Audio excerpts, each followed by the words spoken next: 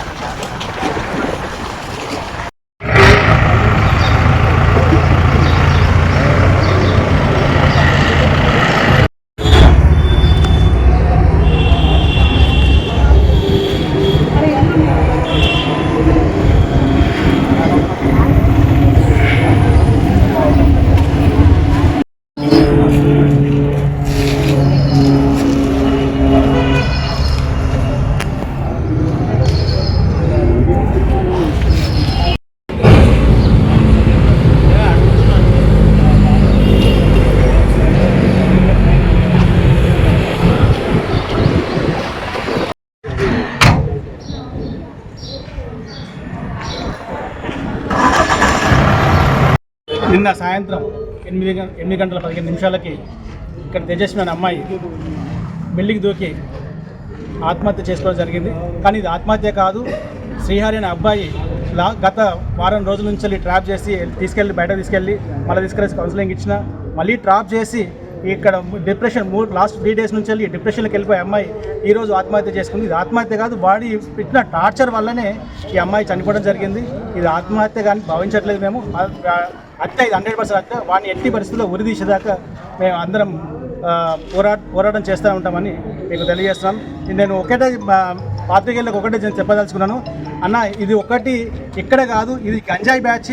ఒక 4-5 జమాయిరు. ఆ జమాయి అందరి అమ్మాయిలను ఏడిపించడం జరుగుతుంది ఇక్కడ.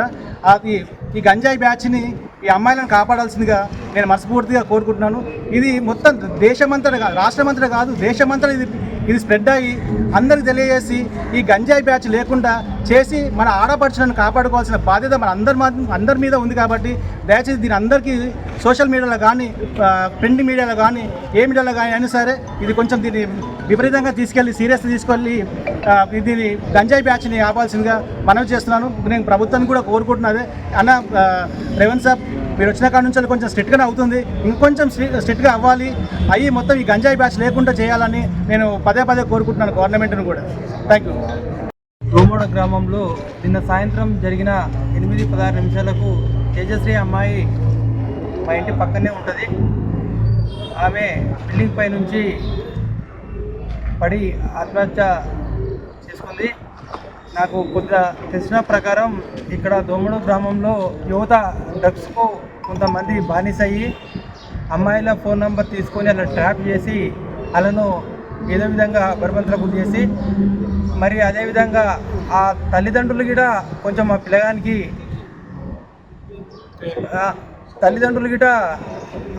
సపోర్ట్ చేసి ఆ అమ్మాయిని గిట ఫోన్ చేసి కొంచెం ఆ అమ్మాయిని కొంచెం తక్లీఫ్ చేసాకల ఆ అమ్మాయికి ఏం అర్థం కాలేక ఈరోజు ఈ సంఘటన జరిగింది. ఈ లోకల్లో చాలామంది యువకులు ఇదే గంజాయి మత్తులో డ్రగ్స్ మత్తులో ఉన్నారు. దీని మీద కఠిన చర్య తీసుకొని ఎక్కడి నుంచో వచ్చిన కొంతమంది బీహార్ ఒరిస్సా వాళ్ళు ఉన్నారు. వాళ్ళని గిట కొంచెం కంట్రోల్ చేసి ఇక్కడ నుంచి వాళ్ళను దోమడ నుంచి గుమ్మడిదల మండలం నుంచి వాళ్ళని తరిమివేయాలని నేను ఈ ఎలక్ట్రానిక్ మీడియా, ప్రెస్ మీడియా ద్వారా సోషల్ మీడియాలో విజ్ఞప్తి చేస్తూ ఉన్నాను. అదేవిధంగా ఈ పోలీసులు వీళ్ళ మీద కఠిన చర్య తీసుకొని ముందు ఇటువంటి సంఘటన జరగకుండా చూడాలని నేను డిమాండ్ చేస్తూ ఉన్నాను. 9 గంటల ప్రాంతంలో ముడదల పోలీస్ స్టేషన్ పరిధిలోని గోమడుగు గ్రామంలో తేజస్విని అనే అమ్మాయి వయసు 20 సంవత్సరాలు దోమడుగు గ్రామంలో ఒక పై అంతస్తు 3వ అంతస్తు నుంచి కింద పడడం చనిపోయిందని కంప్లైంట్ రావడం జరిగింది. నేను మరి కొడదల ఎస్ఐ గారు ఇక్కడికి వచ్చి మృతి చెందిన ప్రదేశాన్ని చూడగా ఇక్కడ విచారిస్తే తేజస్విని అమ్మాయికి ఇదే గ్రామానికి చెందిన శ్రీహరి ఇన్స్టాగ్రామ్లో పరిచయం అని తెలిసింది 5 months బ్యాక్.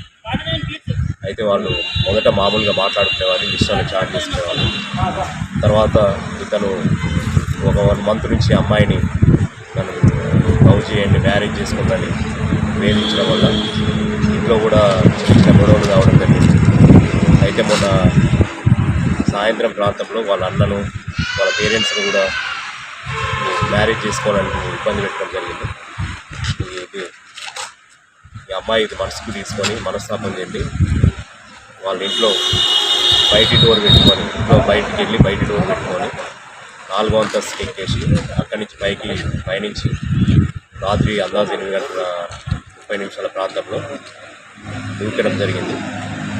దాంతో తీవ్ర రక్తగాయాలు కావడం వల్ల మల్లారెడ్డి హాస్పిటల్కి తీసుకుపోయింది. ఈ 10:30 గంటల ప్రాంతంలో నైట్ చనిపోవడం జరిగింది. ఇటు విషయంలో మేము వాళ్ళ తల్లిదండ్రుల ఫిర్యాదు మేరకు కేసు నమోదు చేసుకొని దర్యాప్తు చేపట్టాం.